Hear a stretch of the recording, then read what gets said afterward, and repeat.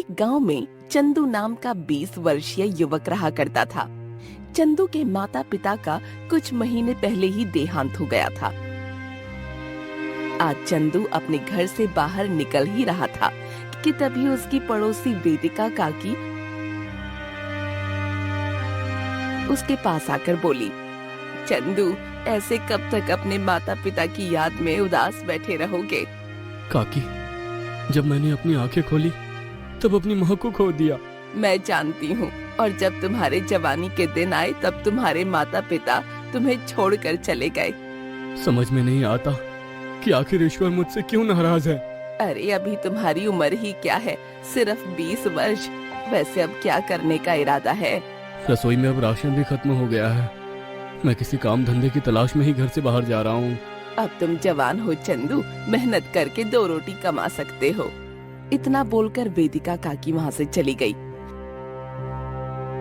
चंदू भी वहाँ से चला गया।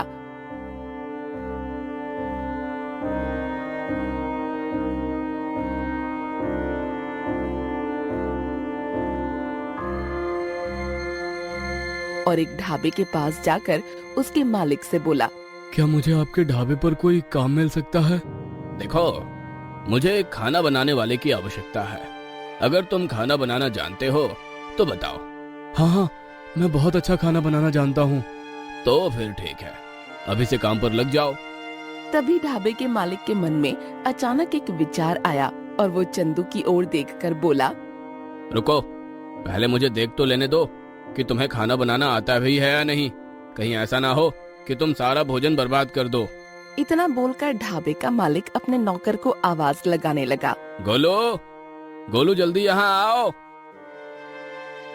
ढाबे के मालिक की आवाज सुनकर गोलू दौड़ता हुआ आकर बोला, क्या हुआ मालिक? इसे रसोई घर में ले जाओ और इससे थोड़ी सी दाल बनवाओ और वो दाल मुझे चखाओ।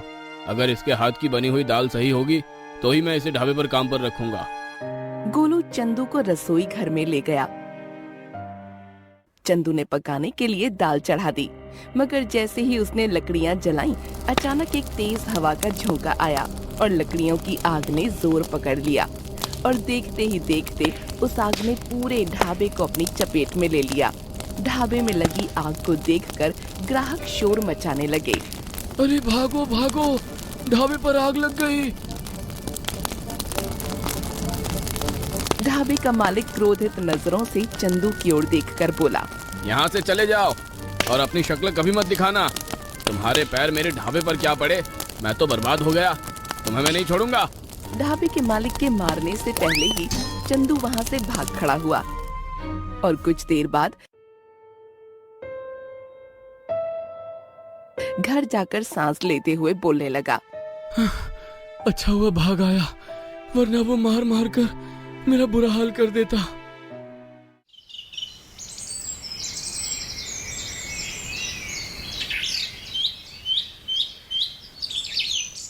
अगले दिन चंदू दूसरा काम ढूंढने लगा।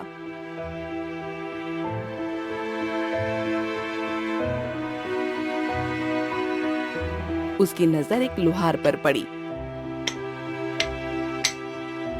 चंदू लोहार के पास जाकर बोला, मालिक, क्या आपके पास कोई काम है जो मैं कर सकता हूँ?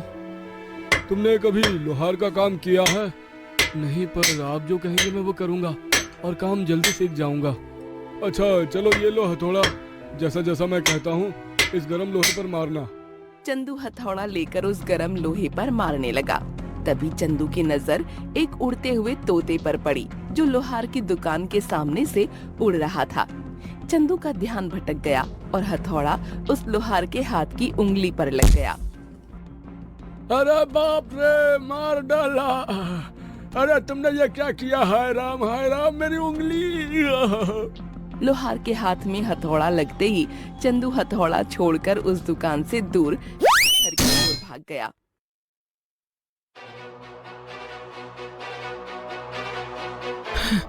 हे भगवान, ये मेरे साथ क्या हो रहा है? मैं जहाँ भी जा रहा हूँ काम क्यों बिगड़ जा रहे हैं? लेकिन मुझे काम तो ढूंढना ही पड़ेगा, नहीं तो मैं भूखा मर जाऊंगा। चंदू कल से भूखा था। तभी पड़ोस की वेदिका काकी एक थाली लेकर चंदू के घर पर आ गईं। क्या हुआ बेटा, कहीं काम नहीं मिला क्या अभी तक? वेदिका काकी, मैं जहाँ भी काम मांगने जा रहा हूँ उन सब के नुकसान हो जा रहे हैं। कल एक ढाबा जल गया और आज मेरी वजह से एक लोहार की उंगली कट गई। चिंता मत करो, सब सही हो जाएगा। लो खाना खा लो, तुम्हारी शक्ल बता रही है कि तुम कल से भूखे हो। चंदू उदास होकर खाना खाने लगा।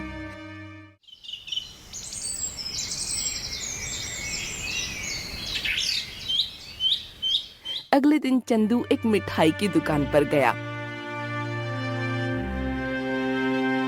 उस दुकानदार से कहने लगा, साहब, मुझे काम पर रख लीजिए, मुझे मिठाइयाँ बनानी आती है।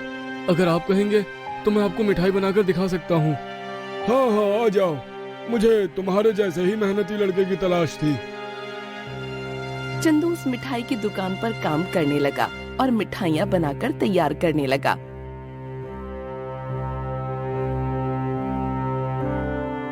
शाम हो गई। दुकान का मालिक आकर चंदू से बोला, अरे लाओ भाई, बताओ तुमने क्या किया आज दिन भर? सुबह से रसोई में घुसे हो, मुझे मिठाई चखा कर तो दिखाओ। अभी लाया मालिक। जैसे ही दुकान के मालिक ने मिठाई खाई, वो गुस्से से बोलने लगा, सत्यानाश, ये मिठाई इतनी नमकीन क्यों है? जरूर तुमने चीनी की जगह नमक डाल दिया है। तुमने मेरा कितना नुकसान कर दिया, तुम्हें तो मैं छोड़ूंगा नहीं। दुकान के मालिक के पीटने से पहले ही चंदू वहाँ से भागा और कुछ दूर जाकर सांस लेते हुए बोलने लगा, आखिर ये मेरे साथ क्या हो रहा है? मैंने तो मिठाई में चीनी ही डाली थी, उसमें नमक कैसे आ गया? चंदू उदास मन से अपने घर चला गया। उस दिन के बाद पूरे गांव में चंदू को सभी लोग अजीब सी नजरों से देखने लगे। उसे कोई भी काम नहीं देता था, बल्कि बहुत से दुकानदार चंदू को देखकर अपनी दुकान छोड़कर ही भाग जाते।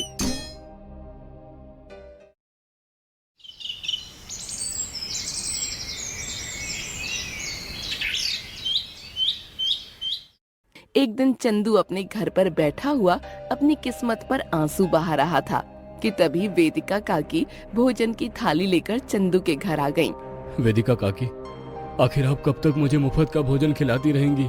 ये कैसी बातें कर रहे हो बेटा? मैं बिल्कुल सही कह रहा हूँ काकी। मैं जहाँ जाता हूँ लोगों का नुकसान हो जाता है। मुझे डर है कि किसी दिन आपका भी कोई नुकसान ना हो जाए। चंदू ने इतना कहा ही था कि तभी वेदिका काकी का पैर फिसल गया और वो बुरी तरह जख्मी हो गई। वेदिका काकी दर्द से कराहती हुई चंदू की ओर देखकर बोली, अब मुझे गांव वालों की बातों पर विश्वास होने लगा। चंदू, तुम ये गांव छोड़कर ही चले जाओ, मगर ये रोटियां मैं तुम्हारे लिए लाई थी, इन्हें भी अपने साथ ले जाओ। चंदू रोटियां ले उदास मन से अपने गांव से बाहर चला गया। वो कहाँ जा रहा था उसे नहीं पता था।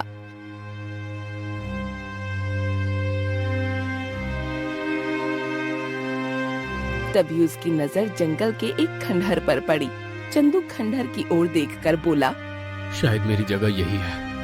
अब मुझे विश्वास हो गया है कि मैं मनहूसी हूँ। चंदू उस खंडहर में अंदर चला गया। उस खंडहर में अंदर चला गया। वो सुबह से भूखा था। चंदू रोटी खाने ही वाला था कि तभी उसके कानों में किसी साधु के कराहने की आवाज टकराई। कुछ खाने को दे दो बेटा, मैं पिछले 300 वर्षों से भूखा हूँ। साधु की बात सुनकर चंदू बुरी तरह से चौंक गया। उसने देखा एक साधु लेटा हुआ कराह रहा था। चंदू साधु के पास जाकर बोला, क्या 300 वर्षों से भूखे हो आप? ऐसे कैसे संभव हो सकता है? सब कुछ संभव हो सकता है बेटा। क्या तू अपनी रोटी मुझे खाने को दे सकता है? अगर मेरी रोटी से आपके पेट की आग बुझ सकती है तो फिर इस रोटी को आप ही खा लीजिए। कम से कम मेरे हाथ से एक काम तो सही होगा। इतना बोलकर चंदू ने रोटी साधु को पकड़ा दी।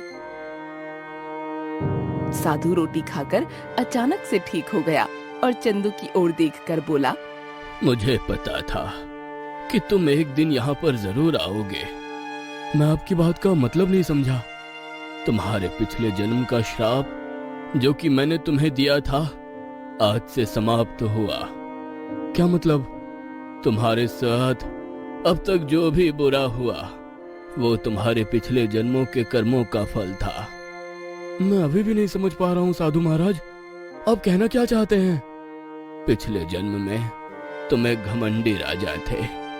ये खंडहर देख रहे हो? 300 वर्ष पहले ये तुम्हारा महल था। ये टूटा फूटा खंडहर? हाँ, तुम्हारा ये महल जो आज टूट फूट कर खंडहर बन चुका है। उस समय मैं तुम्हारे महल में भिक्षा मांगने आया था और तुमने मुझे अपमानित करके मुझे भूखा ही बाहर निकाल दिया।